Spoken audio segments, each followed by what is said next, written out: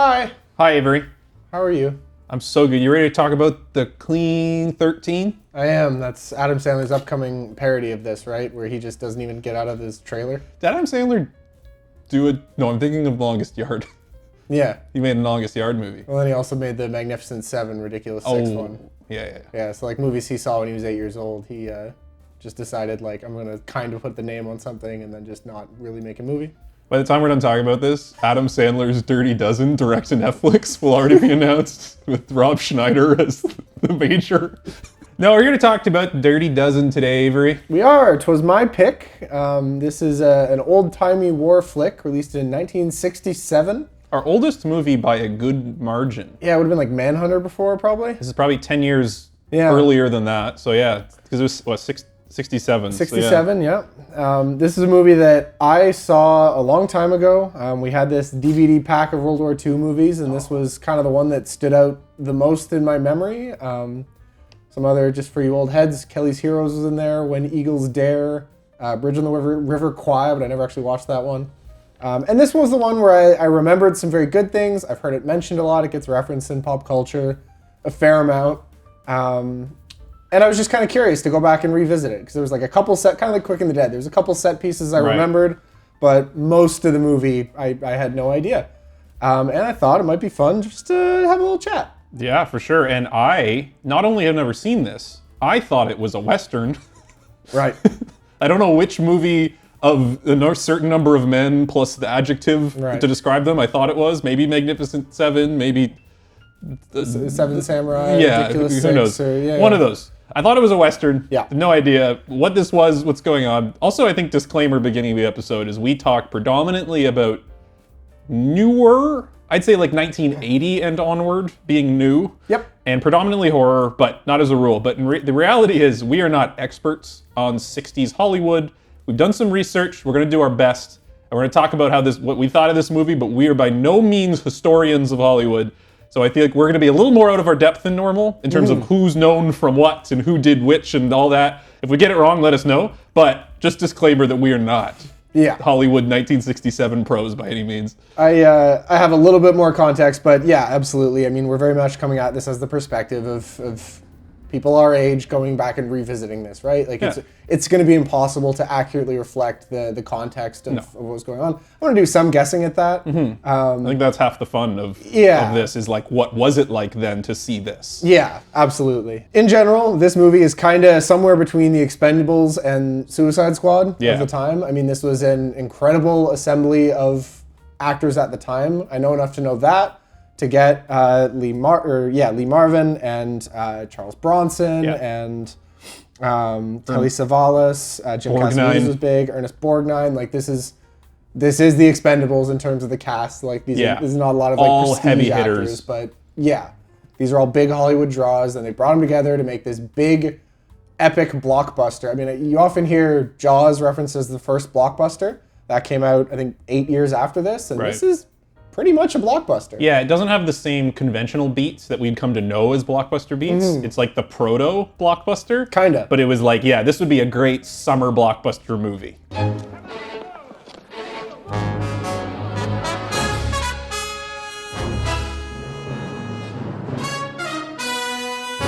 So what did you think of this here motion picture? I thought, and this is going to be super controversial, that this was very good. Really? Wow, okay. Oh, I was joking that it's controversial. Okay. Well, no, I'm actually surprised that you loved it. Really? Yeah. I mean, I wouldn't say I loved it. Okay. I would say that it's a very good movie. It's just like a solid... Okay. It's like a great sick day movie. Or a great Sunday... comes on cable, and you're like, no, leave it on. Yeah. It's one of those. This is not a movie I'm going to be like screaming from the rooftops about, but it was really good. There's obviously dated aspects of it that you just have to evaluate with a certain level of objectivity because it's not going to stack up to the action of today. Right. But I found it like a really fun, I mean, it was an entertaining movie regardless of era, regardless of context. It's just a fun movie to watch. It's got good performances. It's interesting. It's well shot. I think it's a good movie. What I found is interesting, like almost as a thought exercise, was comparing it to how a movie would be made today with the exact same premise. Yeah. And how they did things differently. And which of those aspects I liked more and less than a more contemporary approach to this exact same story. So I found that really fun, like kind of seeing like, it's interesting they chose to do it that way. And that's what I'm excited to talk about, is kind of all these little nuggets of like, that was a cool choice. Was that choice what everyone was doing in the 60s? Right. Was that this director taking a real stab at something unique? I don't know. So yeah, it's interesting, but overall, it's a good movie. I had a fun time. I watched it with Julia. It's one of her parents' favorite movies ever. So it was just, Mine too, by the way. Yeah, it was a good time. It's the perfect sick day movie. And I don't mean that to be mean. It's just like, that's where the class I'd put it in. How did you feel about this on a rewatch, Avery? I thought it is a lot of fun. It is a long movie, and I expected you to come out saying it was way too long, and maybe that's in your notes somewhere. I actually didn't think that. I don't think it was too long. I think it moved at a pretty good pace. It did, and I think it used the time well, and I think that lends itself to, as you say, a sick day movie, because it's long, but it's a full meal. Yeah. Right? It's like big acts, and they all kind of Epic. make sense. Yeah, it's an epic, absolutely. And I think a lot of it's fun, right? Like the performances are great. It's a lot of actors that are just fun to watch on screen.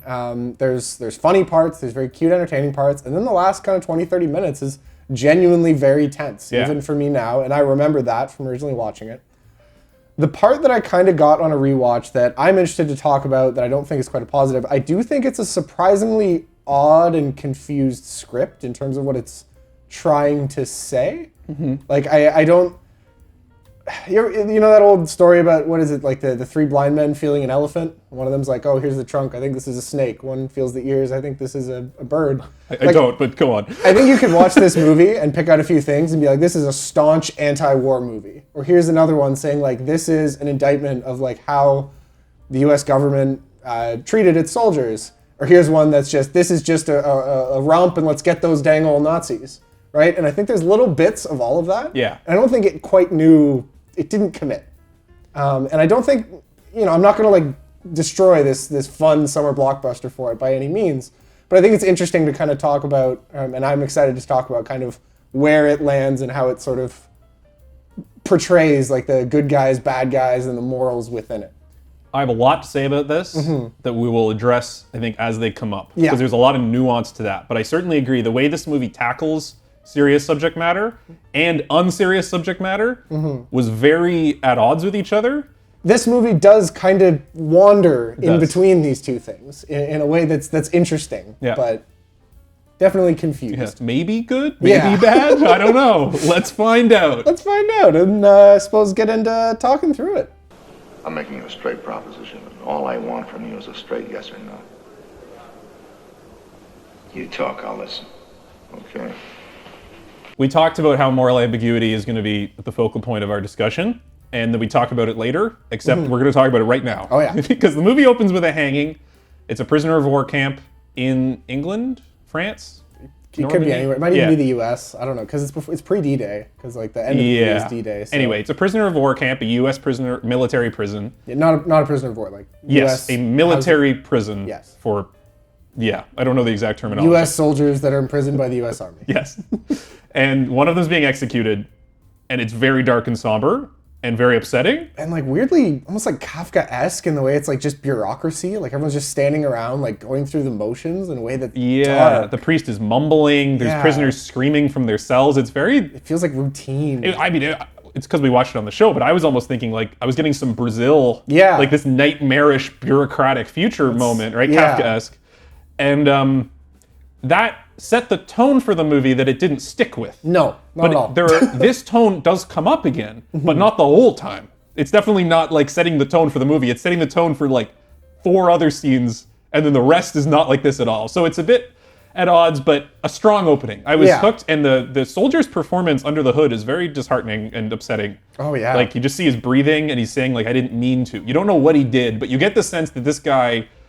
Something went on in the war that resulted in being imprisoned that he does not feel he's actually... I think they say it was a murder, but they don't give you any more than that. And he says, it was an accident. I didn't mean to. Something like that.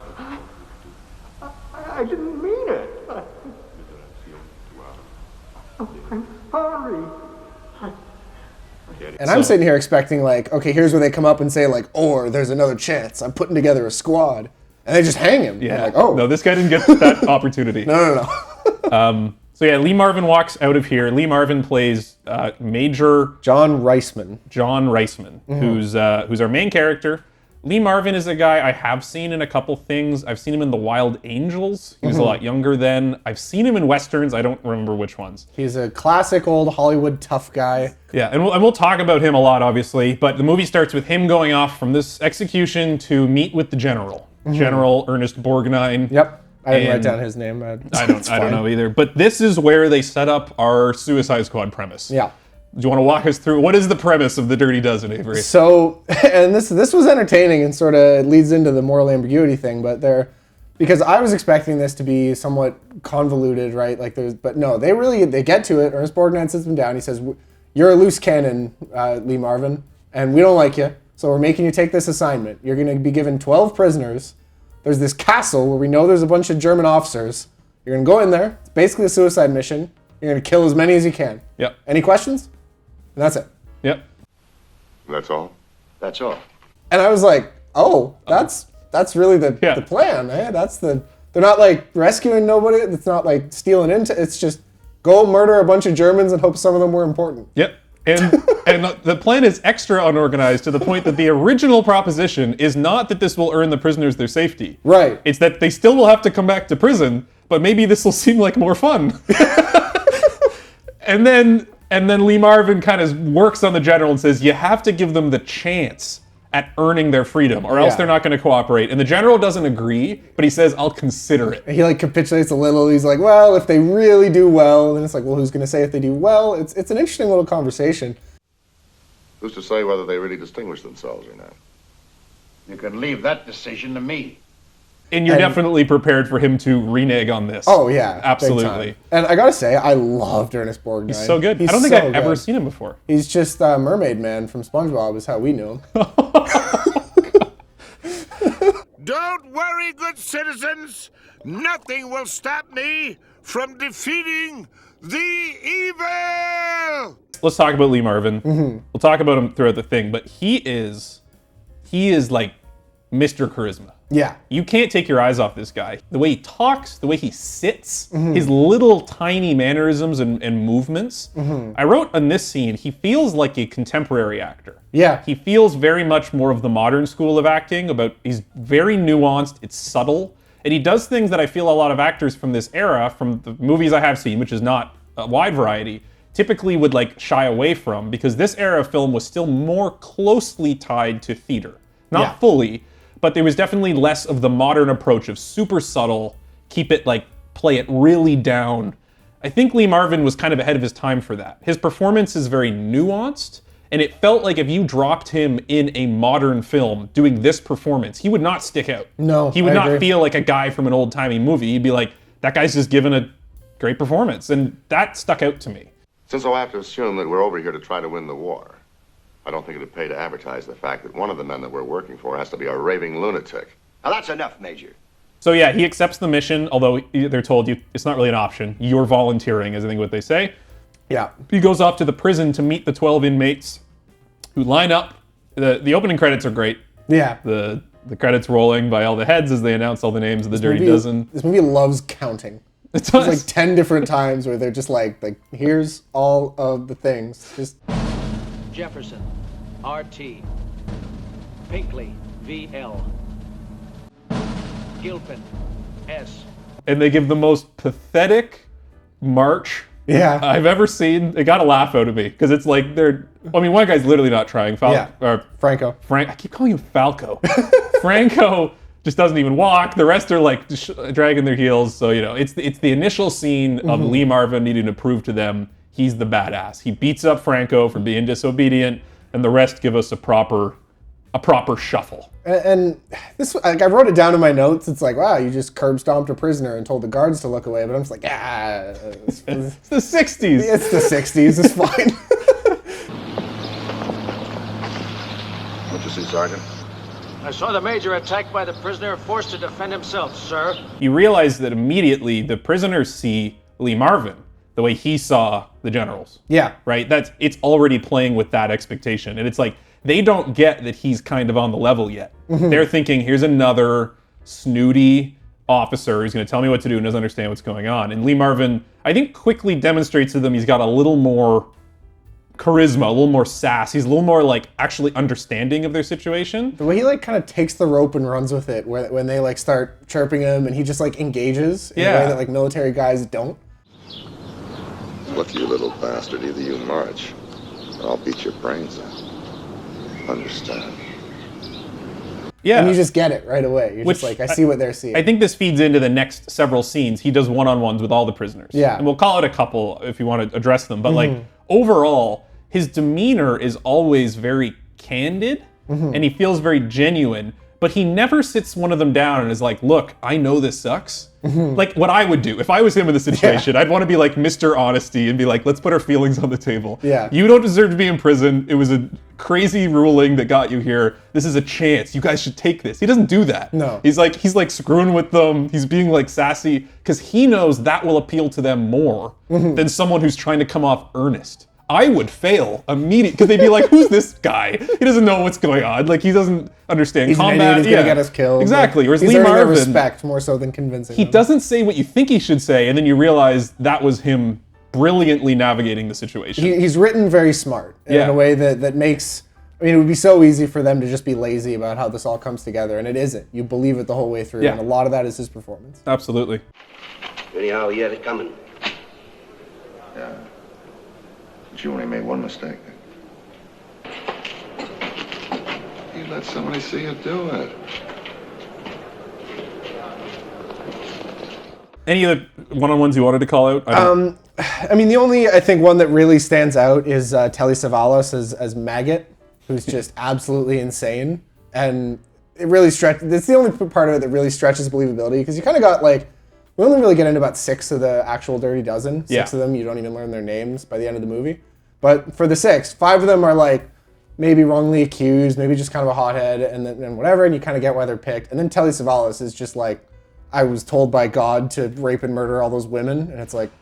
Yeah, he's on another level. Vengeance is mine. I will repay, saith the Lord. Paul to the Romans, chapter 12. Like Jefferson, Yeah. he's in prison because his fellow soldiers tried to castrate him. Yeah. And he defended himself, so he's on death row. Yeah. Which is obviously a whole thing about black men in the 60s. That's a whole other thing. He clearly doesn't deserve to be there. No. And then Maggot is like, I'm a warrior of God.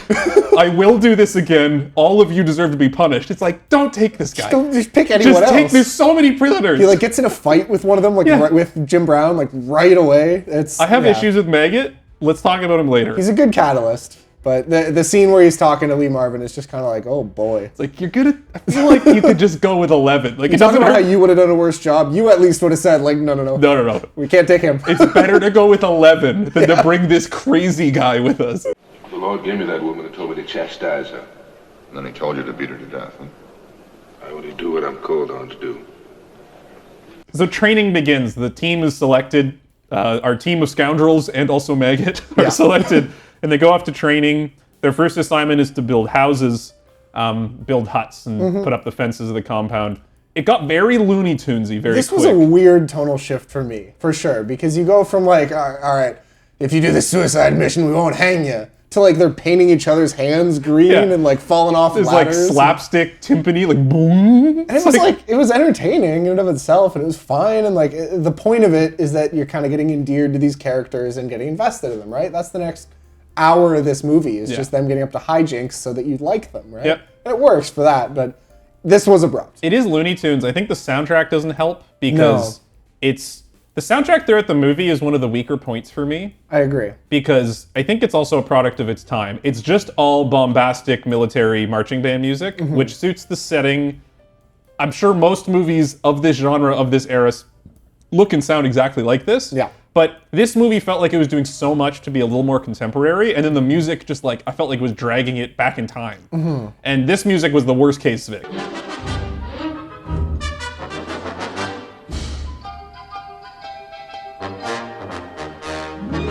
You haven't seen The Great Escape, have you? I don't think.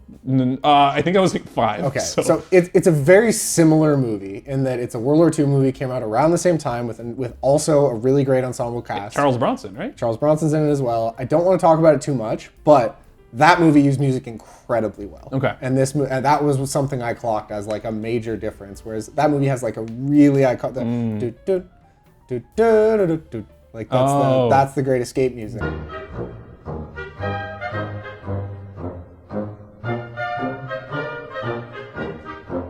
This is a pretty long sequence. They're building houses. Yes. They're training. Franco does try to escape at one point. Franco is set up as kind of our main miscreant, the guy who's going to get the most. The hothead. The hothead. He's fighting with the major. He tries to escape, but the other soldiers stop him. He's like the reasonable version of Maggot. Yeah. He's like the anti all the other guys, but one that you still believe would be on the squad. Exactly. And the other guys see Franco trying to leave. Charles Bronson and Jim Brown, yeah. Because they stop him, and they're basically like, if any of us leave, we're all punished. We're all going to be hung. So you can't do this. Another scene I'd like to call out during the training is the Posey scene. Yeah. I really liked it. Lee Marvin's doing a kind of strange exercise. I'm not sure what the point is. He's getting the guys to try to stab him one by one and then taking them down. Yeah. Which I don't totally understand the value of. They're already trained soldiers. This feels very niche, but it's fine. It's a good scene because Posey doesn't want to hurt anyone. He's actually like a gentle giant. He's non-combatant. And Lee Marvin forces him to try to stab him by shoving him, and he hates being shoved. He keeps saying, like, I hate being shoved. They do say in the movie that some guy shoved Posey and he hit him once and sent his jawbone through his skull. And that's why he's in prison. Jail.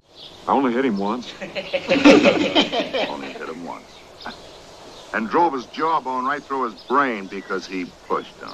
This was actually one of the more tense sequences in the movie for me, because I didn't like seeing Posey get bullied, because he's this lovable oaf.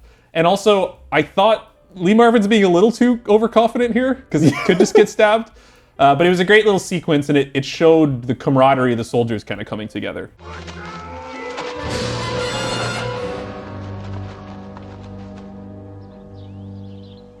I liked it as well. I mean, there's a whole bunch of little scenes here where you kind of get some of the characters. There's the scene of, Jimenez climbing the rope, where he shoots the rope off, and then they do this, speaking of Looney Tunes, they speed up the footage of him climbing the rest of the rope. It looks ridiculous. It does look ridiculous. Which is important plot setup. It is. Because Jimenez is going to be the guy who has to climb the rope during the raid. And they keep establishing, you all need to practice, because what if he can't climb the rope on the day? Thought you said that mayonnaise was the only one supposed to get on top of that chateau. But suppose Jimenez gets killed before he gets to the top of that chateau. Yeah. Which will come up later in the plot. I thought that was actually a neat little detail. Funnily enough, that had to have been they went back, because I don't know if you read this, so slight spoiler for later. Jimenez dies like during the drop. Yeah. It was because the actor just was like, screw this shoot, I'm out of here. Oh. And so they had to have gone back and been like, we need to shoot a scene foreshadowing that Jimenez isn't going to make it to the raid. Because this is Trini Lopez. He's like a songwriter. He was like friends with Frank Sinatra, a guitar man. And he does sing in the movie. And he does sing in the movie. And apparently when they went to go like film the castle scene in France, he was just like, no. I'm not flying to France. It's too far. Yeah, like literally that's what happened. So. Or it was the luckiest. Yeah. Plot detail. Maybe. I'm gonna be honest. There's a lot of fun behind the scenes stuff that I was gonna get into a little bit later. But that's one of them. It was good. Stay tuned. Now, which one of you guys would like to stick this in the major? There's also a scene here where a psychologist comes in and just echoes what we said earlier. Like, this is get Maggot out of here. Maggot should not be here. What are you doing? And the worst, the most dangerous of the bunch is Maggot. Maggot says all of these men should be killed for their transgressions. Like out loud. Yeah. To anyone who will ask. And you think that's what God wants? To punish these men? Oh, he will, Captain. He will. And Major Reisman, too. Not like it's not like we're seeing the inner machinations of Maggot. He's like, anyone who wants to know, I'm crazy. I'm super crazy. Yeah, like, so the classic Maggot. The psychiatrist says Franco's trouble. Yeah. He's like, he's a hothead. He's going to be trouble for you. He's going to try to kill you the first chance he gets. Everyone keeps telling him that. And Lee Major has this really... Lee Marvin. I made this mistake so many times. Not Lee Major. It's Lee Marvin. Lee Major is a different guy. Yeah. Lee Marvin says, I wrote down his line, boy, do I love that Franco.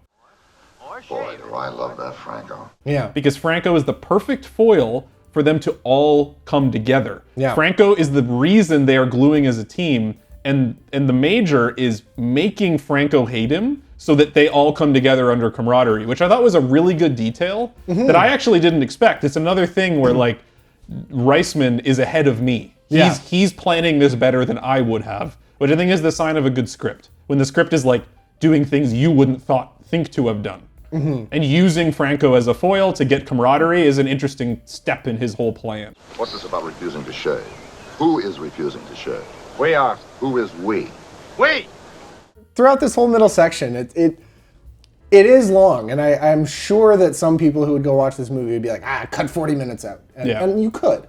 But I do think that all of this time was well used in like the next 30 minutes of this too, but like it really does get you to believe that these ragtag group of murderers like become a tight-knit unit. Like it takes its time to do that, to make you care about them and to make it believable that they're like relying on each other and working together this well. And I think something I was going to talk about later, but it makes sense now. The modern version of this movie, you would have action scenes interspersed. This movie, you don't get action with actual Nazis until the last 30 minutes. You have to wait 2 hours. It's closer to something like Top Gun. Yeah. Which, Like it's all build up. And I was thinking, you shoot this movie today. And I know there have been sequels to this, but you're shooting... It's like 5. Yeah, you're shooting a sequel today. You would show each prisoner how they got imprisoned so that you could have an excuse to show those action scenes at the beginning to hook the viewer. This is Posey. Don't get punched by him or he'll steal your soul. Yeah, exactly. And then it would do that for each guy, because then you have action up front. This movie opens with like a boring board meeting, then he goes to prison. It's all dour, but I appreciated how cold and calculated. It felt very like grounded and realistic in that way. Yeah. It didn't force action scenes. There was no scene at camp where the Nazis found the camp and they had to fight back the Nazis. The Nazis don't show up because that wouldn't happen. That's crazy. Yeah, like one of the next, it's a little bit later, we get into the whole war game thing. And it was a good like compromise of like, it was low stakes. And they still make you wait a long time. It's like at the 80% mark of the movie. Like they really trust the audience to hang in and build up what you care about these characters rather than forcing action. I mean, people are probably thrilled to have a 2.5-hour movie in 1967. What are they doing? Let us know. Well, you heard him. It was all, we ain't gonna do this and we ain't gonna do that. When I asked him to step forward, even Posey joined him. I'll bet you he's been shaving in cold water since he was a kid. So they go off to parachute camp. The colonel at the parachute camp is kind of like Reisman's rival. They hate each other. They establish that at the beginning of the movie. There's a great ruse where Reisman tells them they're bringing a general. Tell him we got a general with him. Tell him any damn thing you want to tell him. But just get that West Point bum off of my back. And then they pick Donald Sutherland, who's not a very bright man, to pretend to be the general. And it is a very funny scene. All the guys are laughing. Donald Sutherland, rest in peace, Donald Sutherland. He just passed away. I think he was the last cast member still alive from what I remember. Oh, wow. But yeah, Donald Sutherland walks up to one of the soldiers in the fake inspection and says, "Where are you from?" And he just says somewhere like super normal. Yeah. Madison City, Missouri, sir. And he says, "I've never heard of it." And the guy's like crushed. Yeah, he's like so upset. Never heard of it. And then I believe we get into what I think is probably going to be the toughest scene for a lot of people to handle going back and watching this, where they just bring in a bunch of hookers. You gentlemen will be on duty again at 0600 hours in the morning. And that's, oddly enough, the same amount of time that these young ladies have allotted to your guests. Now, are they prostitutes? Are they local village women? Which is much worse. Much worse. What is going on?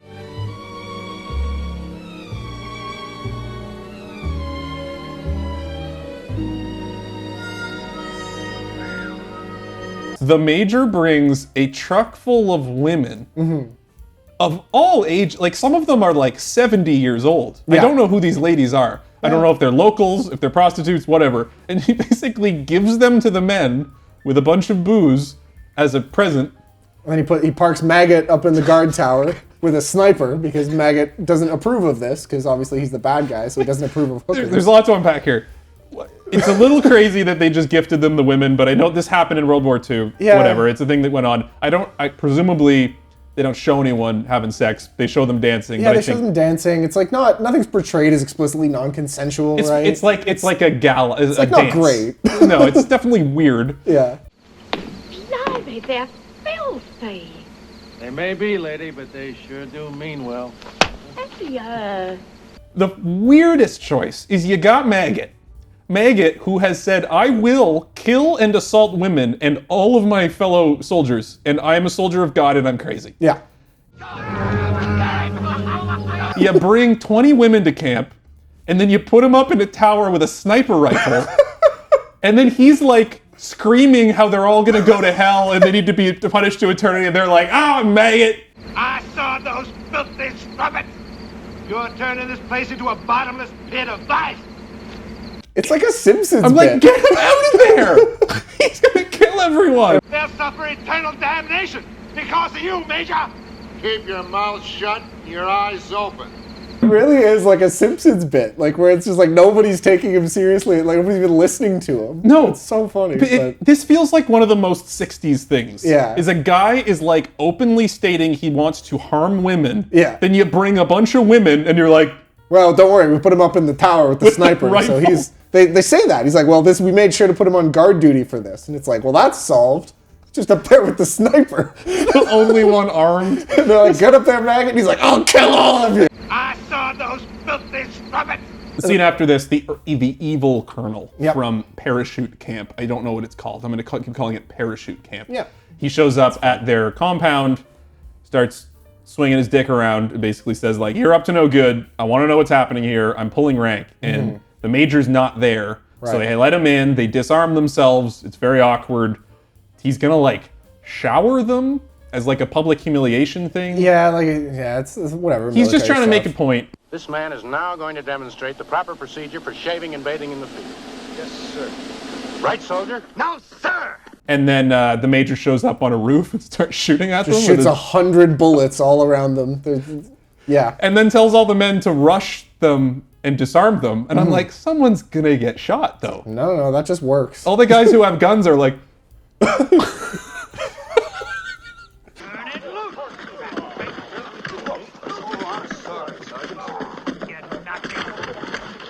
So then we do get to the war game. So this is kind of, after this, they go back to Colonel Ernest Borgnine, and he basically says, like, I'm shutting the operation down for some reason, I guess because of the because of colonel. that inspection. Yeah, You yeah. had ladies at camp, the guys aren't showering, so we're shutting down the dirty dozen. Makes sense. So that was his idea that he said, we absolutely, like, you're volunteering for, anyway. Yeah, So it's fine. they gets him to agree that if the Dirty Dozen is able to capture Evil Colonel's headquarters, In a war game scenario. in like a war games thing, then then they can proceed with the mission. Yeah. And not all go back to jail.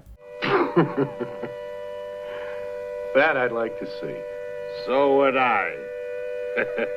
And this sets up our sort of lower stakes action set piece, and that's kind of our next 30 minutes. And I really liked it. I thought this part was a lot of fun. I think it was a lot of fun. I think it's, like I said, it's a good excuse to introduce action earlier in the story. It doesn't feel contrived. Nope. There are military operations like this, these training exercises. So it's a good excuse to see our cast in action before the actual final thing. It is very goofy. Yeah. In a way that's fun, but that definitely contrasts with the later stuff. And like, effectively, but I don't know how much I'm waffling on whether it's like too goofy compared to the later stuff. Sir, will you explain the rules to him? The man may be dying. Well, I'm just an observer, Captain, not an umpire. I can't interfere or make any rulings. They also win, just to kind of shortcut it. The way they win is they pretend to be on the colonel's team, which means they can infiltrate the compound by pretending to be injured. Yeah. And then they basically all draw their guns and take it over. So it's like this subterfuge Trojan horse kind of thing. I feel like, as much as that's the whole point, changing the armbands is like so cheap. Yeah. And if I was the general, I'd be like, well, that doesn't count. Yeah. That's the one rule that this is based on. It would be like if they actually killed them. Yeah.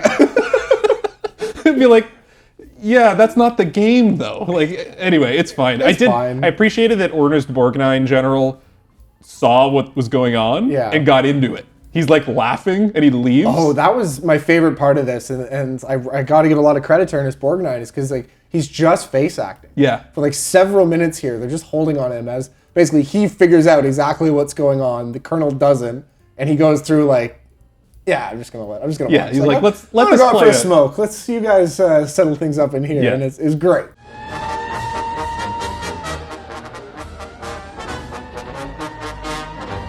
So after we wrap up the fun little war game thing, we do some of the most obvious iconography ever, but I think it was pretty effective, where we have 13 guys sitting on the same side of a table over a big feast before they go to their final heist. I literally wrote The Last Supper. Yeah. So it's The Last Supper. It's a pretty great scene. Yeah. They lay out the plan of the heist in these like 13 steps, 11 steps. They love counting. Yeah, they love counting. And they sound off what the plan is for the heist. Mm-hmm. They say like, step 1, blah, blah, blah, blah, blah. Step 2, blah, blah, blah. I will say that I thought rhymes. it all rhymes. It's cute. One of the things are silly. One of them's like, we all run out of there like Halloween. Yeah. Like it's very fun. We all come out like it's Halloween. I will say, I don't know if it's just my audio here at home. I couldn't understand a word. Oh, I had to Google it because they're all saying it together. It's like 12 guys mumbling into a 1960s microphone. It's like, 2 guys through. And this isn't like the first time in the movie this has happened. A lot of the scenes are 12 guys going like, well, mate, I got my scab, and I'm The other guys go up the line. 10. Sawyer and Gilpin are in the band. Am I supposed to be able to hear one of them? I don't know what's going on. Yeah, so, I didn't have subtitles the version I watched either, so it was like I had to look up what the instructions were. Yeah, the steps. Step 2, blah, blah, blah, Halloween. I'm like, what the f*** are they talking about?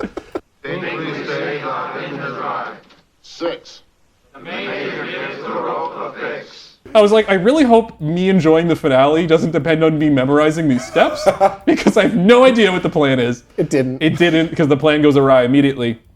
I would say my favorite moment in the entire movie is they're doing the sound off at the dinner, and everyone's having a great time. Donald Sutherland's laughing. They're all like, they're having fun with it. It rhymes, it's silly, and they're all excited. And there's this tension. It's the Last Supper. They're probably all going to die tomorrow, but they're all having fun. There's this camaraderie. And in the count off, it hard cuts to them on the dropship. Yeah. And it continues the count off from where they were, and the tone is completely bleak. Yes. They're all dead serious. Their faces are somber.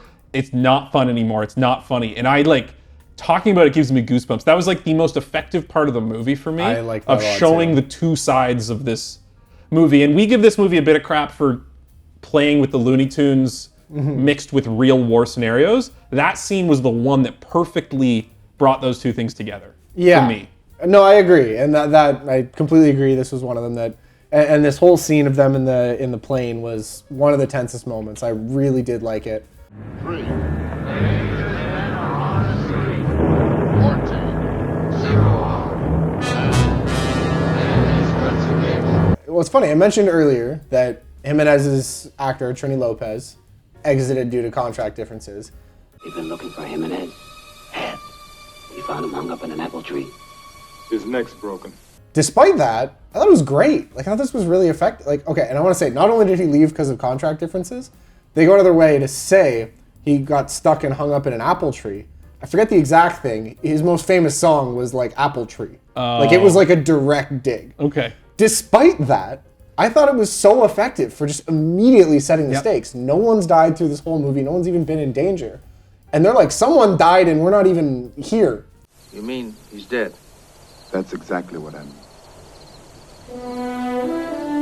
Someone died, and step 1 of the plan is now screwed up. We have to improvise already. Yeah. And I really liked that. There's a one of the lines they always come back to in the, we're talking dad stuff today, the Jack Reacher series. The line they always come back to is, it's like every plan goes to shit. There is gone the second the first bullet's fired. Okay. And I think that's just kind of exactly the next 30 minutes of this in a way that's really fun. There is a plan. Yeah. But you don't even, we don't know what it was because we couldn't hear it. Think we stay in the drive.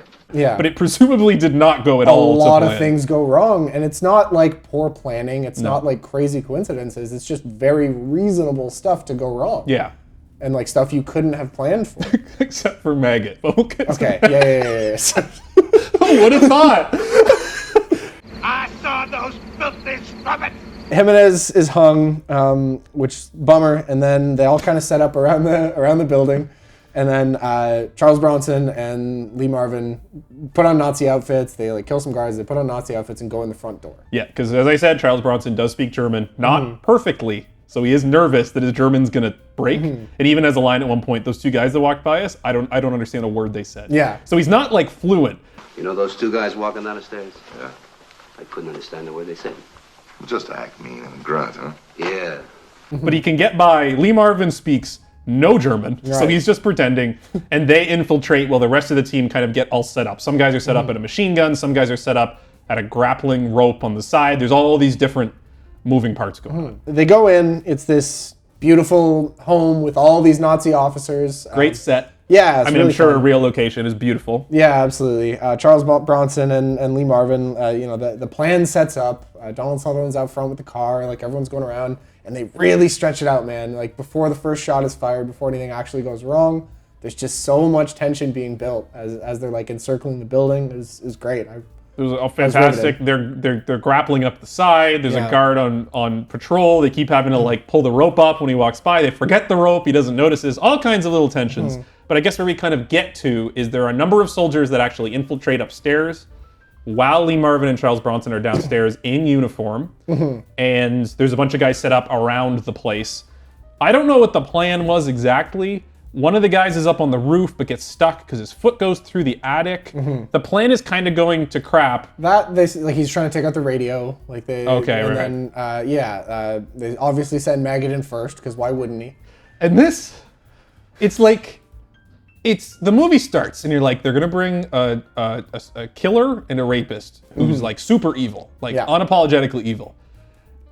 Are they gonna try to redeem him? I was ready for that, for him to be to lose it and flip character and chicken out or reveal that it's been kind of an act he's putting on. He's actually a coward, or save someone. He kind of has his redemption. He's the one guy who survives. I know some movie did this and it's not occurring to me which one. And then no, he sees a lady and then throws away the plan in order to torture and murder her. Yep. And then gives away everything. Starts shooting at his fellow men. Yeah. And I'm like, yeah.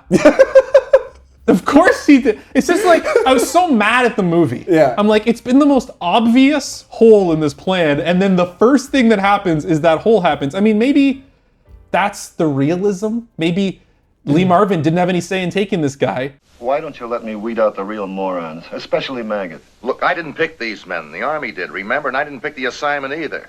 So maybe that's the whole point, but it's so frustrating. You didn't just want to be hey, we need 6 different guys to just hold machine guns and shoot anyone who comes out of the building. Give him that! Yeah, there was why did he have to be the inside guy? He's not special. It's so frustrating. So yeah, he totally blows it. He stabs the woman, he starts shooting people. Yeah. All the Nazis know what's going on, the alarm bells go off, and all the senior officers, including Lee Marvin and Charles Bronson, are taken down to the bomb cellar. And then all pandemonium breaks out. There's soldiers returning fire, Nazis are fighting with the rest of the soldiers, and it's a whole cluster. I'm just so mad about this Maggot situation. So I want to talk about this for a second. Franco's been set up the whole movie as the bad boy, the one who's going to butt heads with the general. But falls in line when it's important. He does care about his fellow officers or his teammates, and he gets it. But there's still that friction, and he's the one. I was ready the whole movie. I thought there was going to be that moment when there's a choice. Franco's standing there at the heist, and it's I can either escape or I can save the major. Yeah. And it's the sweaty 2-button meme. Yeah. He's like that, and then he saves the major and he has his redemption. They don't do that, which is fine. He doesn't even do anything. He doesn't do much. I think that was a bit of a missed opportunity. But what I was thinking is, you rewrite this. Maggot's not in the movie. You make Franco a little bit worse and harder to get a handle on, and then you let him have a redemption during the heist. The problem is Maggot's too evil, and then he does exactly what you think he's going to do. And then Franco does nothing, and he was the one who's been set up that kind of is going to have our redemption arc. So it's 2 missed opportunities. That should have been one character and had a cohesive redemption. I know it's easy to say this stuff. We've seen more movies than the director had seen when he wrote this, right? It's easy to say this stuff, and they did a pretty good job. But yeah, I think there's a lot of ways that you could have just made this more effective with just a little. I mean, this is a great movie. I'm just nitpicking away. I don't think that's a nitpick. I think that's how do we actually structure this in a way that's more than exciting, that makes sense and pays off the character development. And just even the fact the woman going into the one bedroom by chance that had Maggot in it, I'm like, couldn't she have gone in the room with Jefferson? Yeah. Jefferson would have been shh. Yeah. Put her in a closet. It would have been fine.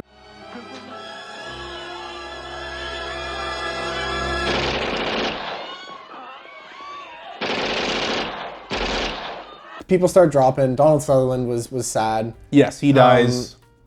I will say the action was bad enough here in some of these points where like a couple of a sniper shoots and misses and they just go boom, and then the sniper swan dives out of the window. Like it was enough that I was like, this is supposed to be tense and that's pretty silly.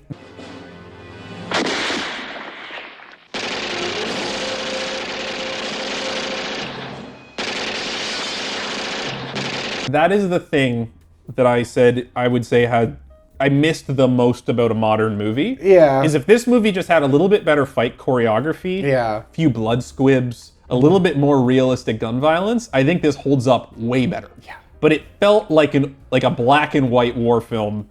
It did. And like it wasn't convincing at all, the violence. I feel like there are movies from around this time that did a better job. Definitely. And I just think this was kind of, I don't want to say laziness, but it was a missed opportunity. I think that was the biggest miss of the movie, because I think that if this action sequence stood up as a tense, riveting sequence that was like actually exciting action, this movie would be something people still talk about more. Yeah, as it is, like there was 7 times the same thing happens where like everyone's just standing around in the open. One Nazi like climbs out, and to be fair, like these Nazis, they're under attack. 10 of them are dead. Like they're just trying to figure out what the hell's going on. One of them finds a gun, shoots one of the Dirty Dozen, and then immediately gets killed. That happens 7 times. Yeah. And we're obviously spoiled by like John Wick coming out. Yeah. And it like it's like a director made that movie just to have cool gunfight scenes. That's why they did it. Yeah. Every shot is composed to make the maximum cool gunfight. We've come a long way.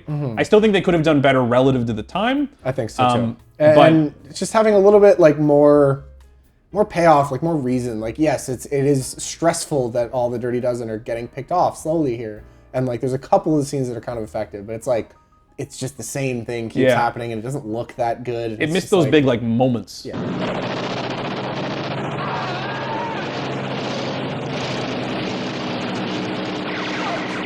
Despite that, still very tense sequence. Yes. All of the Nazis all of the senior officers end up in the bomb shelter downstairs. Lee Marvin and Charles Bronson realize it also has bombs in it. Yep. Which is a really bad plan for your bomb shelter. Why but wouldn't you? Whatever. So they realize there are ventilation shafts outside. Cue the Phantom Menace. Yep. In the ventilation shaft. Sir, they've gone up the ventilation shaft. They realize there are ventilation shafts outside that they can like, oh, we can just chuck some grenades down there. War crimes time, baby! It went really heavy on the war crimes. So just so everyone's aware at home, there are ventilation shafts that feed into a closed bomb shelter that no one can get out of, that has senior ranking Nazi officers and all of their wives. Yep. Or escorts. They sort of imply that they were like, it was like prostitutes. female entertainment, but it's like a lot of like women. Civilians. Yeah, and like a lot of, like none of these officers, it's not like, this is like the guy who ran the Auschwitz camp. It's just, these are just like a bunch of guys. We don't even know who it's going to be. They say that. I mean, yeah. They're like, okay, they are Nazis. Yeah. For sure. Yeah. But this isn't like, we're trying to take out this one. It's like, we're just going to see who's at the castle from the German effort. This could have been like, this could have been like the Minister of Agriculture. This could have been HR. Yeah. Like, we don't know. No idea. And they all get into this bomb shelter, and the plan is then to pour a bunch of gasoline down the vents. And grenades. And then throw a bunch of bombs down there and just war crime the hell out of all these women and civilians who are non-combative. And I was shocked by it. You kind of expect that, like, wait, are they going to do a thing where they're like, no, this is too far. We got to, no. And I thought they did do a thing, because Lee Marvin's like, don't pull the pins. Yeah. And I'm like, oh, they're pretending, Yeah. so they scare them out and then they can arrest them. And it's actually not pulling the pins so that the grenades will accumulate, so that it can be a bigger gasoline explosion. I'm like, oh, it's worse. Yeah. So it's a little tough, but I think it is the point. There's a character reacting to it that showed me this was intentional, and it was supposed to challenge us. And that's the sergeant we have not talked about, the Blue Eyes military police sergeant. Yep. He tells a soldier earlier to execute 2 Germans and let the French go. You know what you gotta do, so do it. Hurry up. And the soldier's uneasy, and he's like, I know it's tough, but you have to do it. Do your job. Kill them. So you're like, okay, he's like Mr. Business. He's going to do whatever it takes to get the job done. But then when Lee Marvin tells him, pour gasoline down the vent, he's like, really? Gasoline? Are you sure? You want to quickly blind? Now get going! And Lee Marvin's like, yeah. And He's then like, they just yeah, start of doing it. course. Like, gets in his truck, and I was like, yeah, see, that guy... So they at least know it's a war That crime. guy knows this is not good.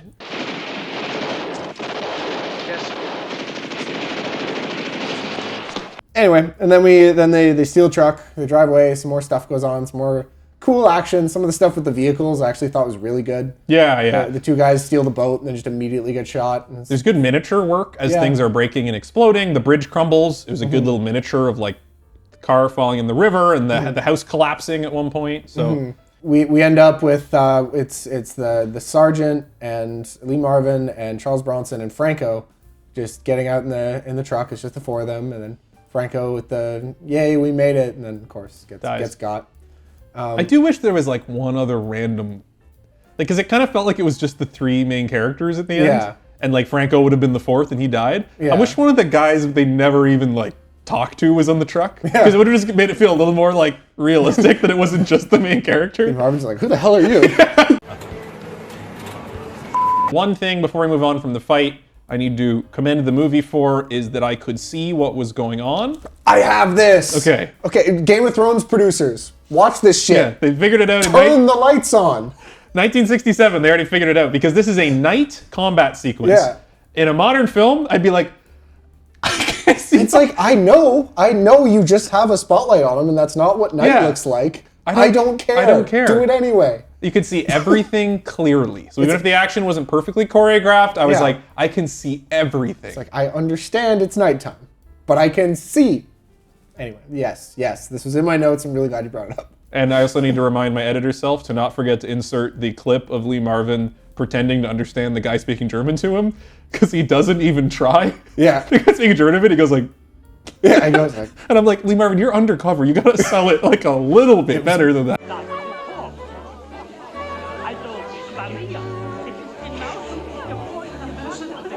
So we just cut to a MASH unit where they're in like hilarious big giant cast, Charles Bronson and Lee Marvin, and Ernest Borgnine comes in and just says like, yeah, there you go, you're Thanks. free, Charles Bronson, good job. You did it. Or no, you're not free. You can come back and serve the rest of the war as a normal military guy, not in prison. And the one piece that I actually did think was, in a weird way, sweet was like we've told the families of everyone else that they died in the line of duty. Yeah. That the next of kin, those prisoners who were killed, be advised that they lost their lives in the line of duty. That was like kind of nice. It gives them some victory. Better than hung for rape. Yeah. Like it gives them some victory. Yeah. Some victory even though they've died. No. I did think it was funny the sergeant did not get thanked. No. He's like, he was in part of the whole thing. If you watch that movie where he's just the imaginary friend of Lee Marvin, like it's the same. Because I was watching the whole movie, I'm like, he's like the guard, the military police guard at the prison. Yeah. And then he went to the camp, and I'm like, it's a little weird he went to camp, but maybe he's like the warden or the foreman. I was baffled when he showed up in the mission. And then he's at the mission, I'm like, oh. I'm like, just then you don't need maggot then, because you've got 13 guys. Just don't. Did they not like? Was he supposed to come? Did he like sneak on the bus? Now, weren't they? Well, because I think there was 12 prisoners, so I guess they had 14 guys in the mission. They didn't need maggot. They had that guy. No. Maggot was -2, so that's how they got back to 12. Yeah, the movie's over like immediately. Yeah. For a 2.5-hour movie, it feels like they could have done a little more. I don't know what else to do, but I guess it's over. I was fine with it just as like the war goes on and like this didn't matter that much and like next. I didn't even clock that this was D-Day. Yeah. I think it's in the plane. They might have said it earlier, but again, half the dialogue in the movie is rah, rah, rah. So I was like, Władysław and the Major go down to Del. On the plane or planning, they're saying the steps the night before, and they were like, and then it's D-Day. Yeah. And I'm like, oh, this like is we hope the invasion goes well and that like our troops capture this castle and rescue us, basically. like this is happening during D-Day. I was like, that's great. That's taking elevated. out like high-level strategic officers like right before the invasion. I feel like this whole mission was a little bonus. Yeah. It's like, we don't care about these guys. And we'd be fine if Lee Marvin dies. Like, why not? If they fail, it doesn't matter, because then D-Day will happen. But, like, if they win, it's like, that's kind of good. I don't know. We got all those German women.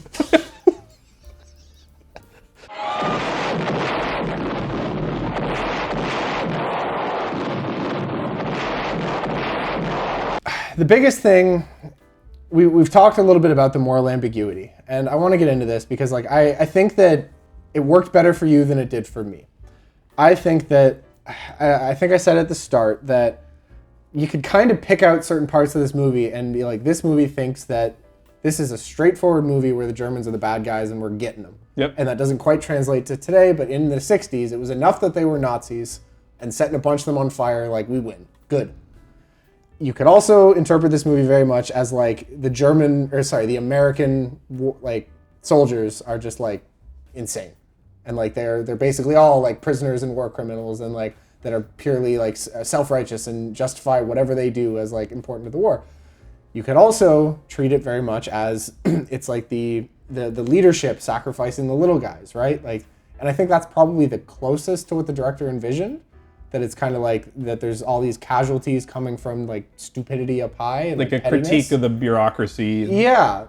All the bloat in the military. I think that's all kind of there, and I didn't need my big explosion-y action movie to like really hammer home a message, but I just think that it didn't do a good enough job of like telling you, okay, director, what are you trying to say? Right. Like, what is your actual take on the morality of this movie and of the characters? Like, I don't think it was fleshed out enough and cohesive enough in terms of what it was trying to say.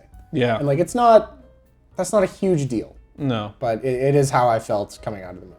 I also struggled with my evaluation of that with the fact that this did come out in 67, because it's just like, this was so much closer to World War II than now. Like, much closer to World War II than we are close to this movie. Oh, yeah. Right? So it's like, I'm watching like this 30 and years, yeah. So I'm like, if this movie came out more, like, with how recent World War II after the events of this movie, is the entire American cinema audience just on board with killing Nazis? Is that so ingrained? If you saw this movie in theaters, and I am going to ask my dad, like, please tell me. I'm just very genuinely curious. Yeah, like, were they just on board with killing Nazis, no matter what the context, no matter what they present us, so that a director didn't feel they needed to go into that, or was it supposed to be a critique? Well, you hear the thing about, like, Starship Troopers, right, where so many people watch that and just, like, miss the point. Yeah. And we're like, I didn't understand this. And was this that? Was this the director being like, I'll put this on, and the American audiences are going to be like, yeah, our boys got those dang Krauts.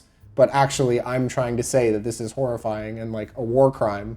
Right. And it was not justified. Yeah. But like only I know that until we get to nerds like us talking about it 70 years later. Or maybe people were talking about it at the time. Maybe people did. Like, I know it got a lot of flack at the time for being too violent. That's what I kept seeing, is that like half the main cast and like a lot of critics denounced this as like, this is too much senseless violence.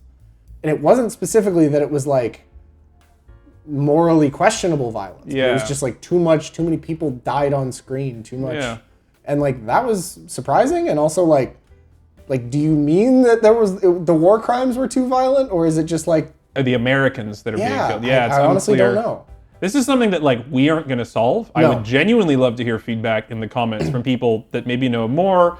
I want to, after I watched this, I wish I understood it more in its historical context. Mm-hmm. And I don't think I can properly research that without doing a lot more effort than I was willing to between last night and today. But yeah, it's very unclear to me what the director's objective was, if the movie's, how it resonated with audiences. Yeah. It's all I know it was a muddy. huge box office hit. Like it Right. made a ton of, it might have been the highest grossing movie of all time at one point. Like it was probably not, but it was like up there. It was a big movie. Big movie, a lot of people saw it. I did end up getting down a rabbit hole and reading a lot about this because the making of this movie was like friggin' Tropic Thunder. Okay. Like this was, okay, so the first thing I want to say, and I might get back to it, but I wrote down, quote, Lee Marvin is a drunk bastard. He was awful on this movie. Really? Like, it almost got canceled. He was like Charles Bronson beat him up at one point for showing up to a scene drunk. He got like arrested for harassing women in bars. He has like, he's like a horrible, abusive asshole.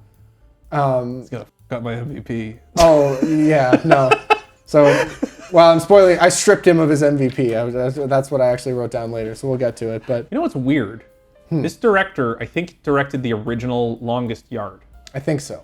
Which is this premise, but about football. Right, yeah. It's like one guy has to get a team of prisoners together to teach them to work together and play football. Mm-hmm. Is this just like his thing?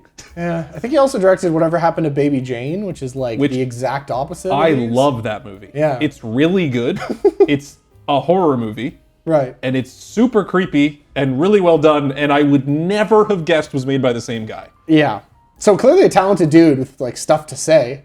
Yeah. And it makes me also want to give him a little bit more credit for like he was kind of trying to play with audience expectations and morality in a way that maybe didn't land for everyone. Maybe. Or he wasn't. I don't know. Yeah, maybe he was just like in the war and he's like, I'm just going to show a bunch of Germans getting set on fucking fire. Yeah, I think it's such an easy choice to not have there be civilians in the cellar. Yeah. If you just didn't, like, it was a very clear choice. There are like women in gala dresses screaming. Yeah. You didn't need to do that. Make it all clearly uniformed Nazi officers that are talking and having cigars about how great the war is and how much they love Hitler. And you don't have this problem. He made that choice, which makes me think it was intentional. I think he wanted to evoke the moral ambiguity of the situation. I think that's fair. And maybe Lee Marvin being a drunk on set, he was very willing to throw him under the bus as like the war criminal. Yeah. Like this guy's like very willing to blow up women after this whole movie. We trust him. We think he's level-headed. We think he's like not part of the military complex. When it comes down to it, he'd do anything to get the mission completed. And it's like that makes you reevaluate that character in an interesting way. Yeah, no, I think that's fair as well, because like he's so charismatic that you really want to root for him throughout, but that what he's actually doing is like pretty screwed up. Yeah, at least like I don't know that the military is tough, and it gets even weirder because it's like if they didn't do it, you will be returned to prison and hung. Yeah. So they are literally beyond the normal soldier complex. They are incentivized to make sure at all costs this mission is a success. So it's almost like the bureaucracy. The critique of the bureaucracy of government extends all the way to this war crime. It's like we've now removed humanity from our side. We have like gamed this in such a way that these men have to do this to preserve their own lives and not question it. And again, if they wanted that to be the point, I think there's an argument, formalize it more, put it in the text, have one more line of dialogue addressing it. Nobody's buying tickets to that in 1967. So it's just like, I have to assume that's what they were trying to do and give the movie credit for it. Yeah. That's where I'm at. Scoring. You go first and tell us the critical. Yeah, it's deep dive. We'll do critical scoring. It's the first deep dive in a while. We forget the rules. Forget the rules. We'll do our critical score, which is our purely objective score based only on the movie's merits, and then our personal score, which is based whatever the hell we wanted to base it on from a personal enjoyment perspective. Critically, I'm going to give this movie an A-. It's just a good movie. All the parts are good. I think my critical score, I try to be more era agnostic. I am trying to evaluate it based on when it came out, when I'm being objective. Because I think those are limitations around the movie. So given that this came out in 1967, everything it achieved from a technical filmmaking perspective was all really good. Performances were all really good. It was still compelling today. They could have cleaned up some of the action stuff. The script had a bit of weak points. It's not perfect, but I think it's just a really tight, good movie that was way ahead of its time, and I want to give it an A- to kind of give it some credit for what it was able to do. I think it's just a really solid flick that everyone would enjoy. On a personal note, I'm going to go to a B. I think a B is a great rating for a really good sick day movie. I'm not going to go out of my way to watch this again. I'm not going to tell people they need to watch this, but if this came on, I certainly wouldn't turn it off. I enjoyed it. I'm obviously biased. I don't watch a lot of movies from this era. Yeah. So there is an element of it feeling a little bit dated. This overcame almost all those obstacles. As we said, the action, I think, feels it the most. But in general, I really enjoyed it.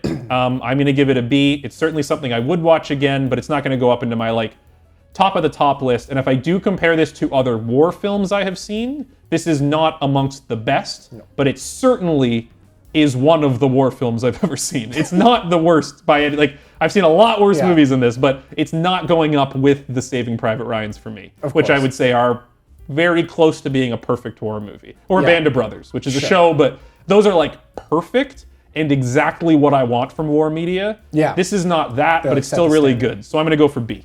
Okay. Let me hear it, Avery. I am actually gonna match your personal. Personally, I'm giving this a B. Okay. For basically all the reasons you said. I have very little things to add. Just a good solid movie. Didn't quite, it's not really near the A tier. Yeah. Not enough bad stuff to go below. It's a B. Critical is where I have more to say. I ultimately landed on a B-. Ooh. And I think a lot of that comes from specifically The Great Escape, honestly. Like, I watched that movie, I've seen it a couple times, I love it, and I just think it does basically everything better. Okay. And it makes me, like, I think it's a good point to try and be era agnostic, but it's like, Great Escape, I just think does, like, it's tonally more consistent. It uses But when did that come out? Similar. Yeah, so that I feel like that is fair because it came out in the same era, right? That's what I mean, is that like, okay, comparing this to Saving Private Ryan is tough on the Dirty Dozen. Yeah. Comparing it to The Great Escape is fair. And that movie uses music better. It's tonally more consistent. I think it's more exciting throughout. I think the script is better. Like, I just think that there's enough about that, and that's not an A+ for me. That I think I had to put a little bit of a gap. And I just think that, like, in watching it, there was enough things that I'm just like, I'm seeing kind of behind the scenes, like some of the messy stuff with the characters and just like some parts of the script that didn't quite make sense. I don't think this is like a prestige, excellent film. And I think that despite being very fun, I have to drop it down from the personal just in terms of the summation of the product. Interesting. But I think a higher review is fair. But after I didn't expect your personal to be higher. That's surprising. I just, I think it's reasonable given the points you made, but it's still like, it's not what I was expecting. I think that's partially reflective of the fact that, like, if you showed this to 90% of people our age, I'm going to enjoy it more than almost all of them. Right, that's true. And I think that's not a totally objective measure. Yeah. But I definitely think I got a fair amount out of, like, I enjoyed watching a lot of this. I enjoyed the context. I enjoyed seeing these action stars, like, learning what an Expendables movie was like back then, right? I love how the Expendables is a touch point for how just forgettable and terrible those movies all were. This is definitely as an idea. This is much more the Suicide Squad in terms of premise. But Expendables in terms of cast. Yeah. Where it was like when they announced the Expendables. That's what I'm talking about. Nothing after that. Right. Let's get into MVPs now. So you just explained earlier that Lee Marvin was a nightmare on set. So I think that's fair. You've revoked his MVP status due to that. I think he earned it, and I'm fine if you give it to him. Yeah. I have stripped him of his MVP formally. I think that's enough of a punishment for Lee Marvin. Yeah. I'm going to keep it on Lee Marvin. That's fine. My MVP is Lee Marvin. I think his performance was so good that this movie actually may have not worked if you didn't have him in this role. I really think so, yeah. So I have to give him MVP despite the behind-the-scenes stuff. Mm-hmm. I think what he straddles in this movie is that if you have a character who opposes authority in a movie, that's their whole thing. Mm-hmm. They don't listen to their boss. They know better. They go off and do their own thing. They're a hothead. If you do that, but then you're also wrong, everyone hates you. The audience is just like, who is just do what they're telling you to. He perfectly balances being that hothead, rebellious, I'm going to do what I want, I'm a free thinker, but then he actually executes on it and is professional enough that he still feels like he could exist in a military. Yeah. And he's walking that line the whole movie, where I'm like, I get that he's not like other military personnel. Like you say, sir, let's not have any misunderstanding. I don't like it, and I think it stinks. I've had about enough of your insolence. It's not a question of insolence, it's a question of practicality. But he also doesn't feel so cartoonishly like rogue and going off on his own that he wouldn't just immediately be fired from the military or put in prison himself. Yeah. He walks that line, and his charisma and his sass and the way he appeals to his men is what holds this whole movie together. And if he was more, even if he just was in a serviceable actor played this role, just okay.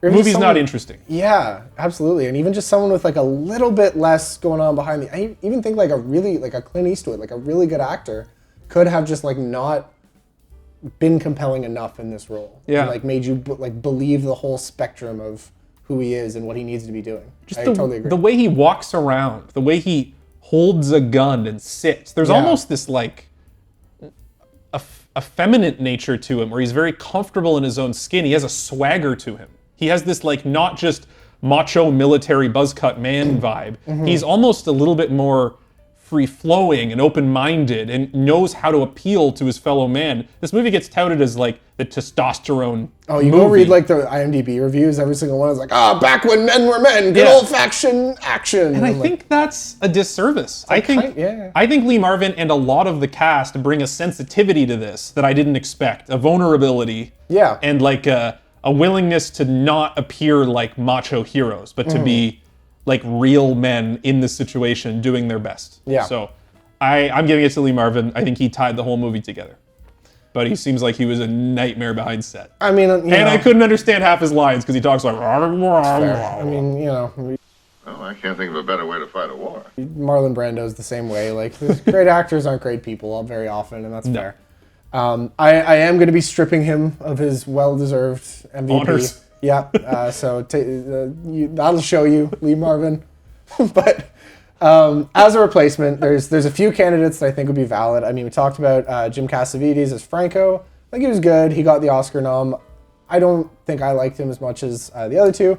I came really, really close to giving it to Ernest Borgnine because he was probably my second favorite character. He's fantastic. He's fantastic, and like in two separate scenes, it would very much be kind of like Anthony Hopkins' Silence of the Lambs. He's not in much, but he just elevates those scenes so much, and he's just magnetic. But that's a Best Supporting Actor, not an MVP. Ultimately, I am going to give it to Charles Bronson. Who was my backup pick. Yeah, I did not have high expectations of him. He's very good in The Great Escape. He has a little bit less to do, but he's very good. I just wasn't. I just expected him to be more like he is on the surface. Like he's just such a generic tough guy. Like, hey, I'm the guy. Yeah. But there's more going on. Yeah. He just communicates so much with just a stoic, straight face, and like he just ties the group together really well. He just works so well in his role as like the face, and you immediately get why all these other guys like want to be around him and like have so much respect for him, and why the Major trusts him, and then like when he's actually asked, like he doesn't even do much action. I don't know if he shoots a gun. Yeah, not much. Like he loses one fight. Like he ends up being kind of like in D&D terms the face. Yeah. He's the one doing subterfuge, doing the acting, and doing going in as a German. I didn't expect that from him. No. I thought he'd be the tough guy. He becomes like the charismatic one. And it seems against. Again, I have not seen many Bronson movies. I kind of want to now. Maybe I'm just wrong about what he is in my head. I don't think so. Like Death Wish Harmonica, he's definitely stoic hero. Yeah. Like I think comparing him to Chuck Norris is unfair. Like almost certainly. But like, yeah. Anyway, I think he kind of played against type. He played himself, but in a somewhat non-traditional role, and did an amazing job. And like he was in a ton of the movie, and I loved it all. So MVP. And when he's undercover with Lee Marvin, I'm like, that's who I'd want on my team. Like, I trust him wholeheartedly. Yeah. And that's a very hard thing to convey as an actor. Boy, oh boy, oh boy. Killing generals could get to be a habit with me. All right, well, that was the Dirty Dozen. We had a fine time. Thanks for talking about the Ridiculous Six with us. If next time you're sick, or it's raining, or it's Sunday, and this comes on by accident, make sure to keep it on. Or if everything we said interests you and you want to go check it out, I would say it's worth a watch. If anything we said sounds at all interesting and you've never seen it, you should check it out because it is a classic for a reason. Or if you're one of our dads or one of our friends' dads, tell us why we're all wrong and why this is great, because it's all of your favorite movie. That's the rule. We'll do Hunt for Red October next week, and we'll tell you how it is actually pro-communist. Thank you for watching. Check out our Patreon. There's fun things over there. Like and subscribe. We're about 100 subscribers away from 1,000 subscribers, which is very exciting. And when that happens, I'm sure something big and exciting will happen. Which be so cool. Which you won't even believe what's going to happen. You guys aren't ready. You're not ready. It's going to go crazy. So appreciate you checking it out. Go tell 2 of your friends. They'll tell 2 of their friends. That's 100 right there. That's 100. That's how it works. Thanks for watching. Good night. Bye. Wait, do this military salutes. I don't want to do a Nazi one. Oh, I can't. Bail.